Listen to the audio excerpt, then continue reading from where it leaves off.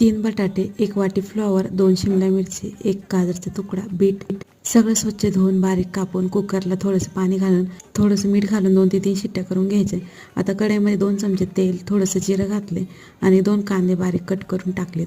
कांदा परतले, आलं लसूण पेस्ट घालायची, त्यानंतर 2 टोमॅटो घातलेत. आता हे सगळे व्यवस्थित मिक्स करून घ्यायचे. त्यामध्ये चवीनुसार मीठ, लाल मिरची पावडर आणि पावभाजी मसाला घातले. आता झाकण ठेवून थोडंसं शिजवून घ्यायचे. आता आपण जी भाजी शिजवून घेतली ती मॅशरने मॅश करून यामध्ये घालायचे. वाटाणेसुद्धा मी वेगळे शिजवून घेतले होते ते यामध्ये घातलेत. सगळं मिक्स करायचं, थोडंसं मॅश करून घ्यायचे आणि पाहिजे तेवढं पाणी घालायचे. आपली पावभाजी बनवून तयार झाली. चवीनुसार मीठ घालायचे.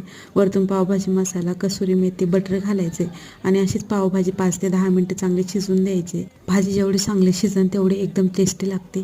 तव्यावरती थोडंसं बटर घातले, कोथिंबीर, पावभाजी मसाला घालून पाव चांगले गरम करून घेतले. तयार झाली चमचमीत पावभाजी. कशी झाली हे कमेंटमध्ये नक्की सांगा.